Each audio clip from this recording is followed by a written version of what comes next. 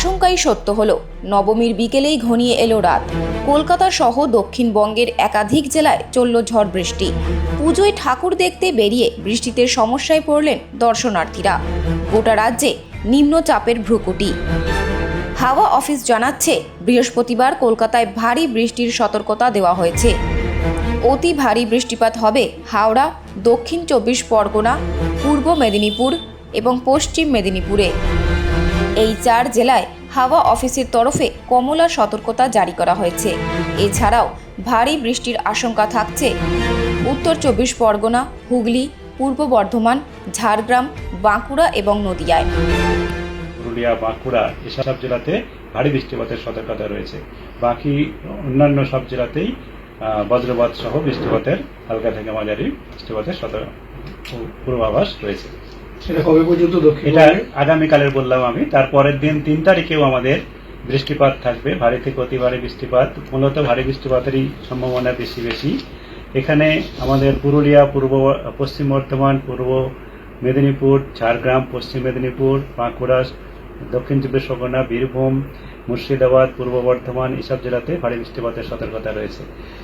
আগামী 3 দিন পর্যন্তই আমাদের দক্ষিণবঙ্গে বৃষ্টিপাতের প্রভাব বেশি থাকার সম্ভাবনা। তার মধ্যে আগামীকাল সব থেকে বেশি হওয়ার সম্ভাবনা। আগে থেকে যেমন আমাদের বলা হয়েছিল 1 থেকে 3, 1-এর মূলত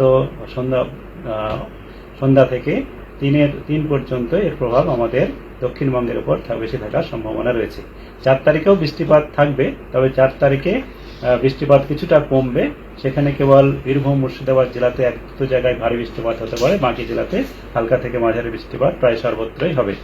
5 তারিখে আরেকটু বৃষ্টিপাত কমবে, সেখানে আমাদের প্রায় সব জেলাতেই বৃষ্টিপাত হবে, তবে বৃষ্টিপাতের তীব্রতা কমবে এবং বজ্রবিদ্যুৎ সহ বৃষ্টিপাতের সম্ভাবনাই হালকা থেকে মাঝারি থাকবে।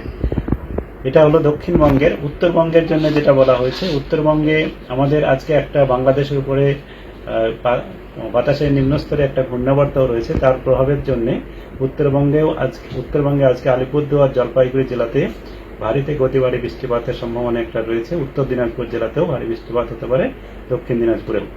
আর বাকি সমস্ত জেলাতে হালকা থেকে মাঝারি বৃষ্টিপাত, বজ্রবিদ্যুৎ সহ সম্ভাবনা রয়েছে। দমকা হাওয়াও 40 থেকে 50 কিলোমিটার পর্যন্ত যেতে পারে। আর উত্তরবঙ্গে কালকে অতি ভারী বৃষ্টিপাতের সম্ভাবনা তেমন নেই, তবে ভারী বৃষ্টিপাতের সম্ভাবনা মূলত আমাদের উপরের 5টা জেলা, দার্জিলিং, কালিম্পং, জলপাইগুড়ি, আলিপুরদুয়ার, কোচবিহার। তবে উত্তরবঙ্গে 3 তারিখ আর 4 তারিখ বৃষ্টিপাতের পরিমাণ আরও বাড়ার সম্ভাবনা আছে, তীব্রতা বাড়তে পারে।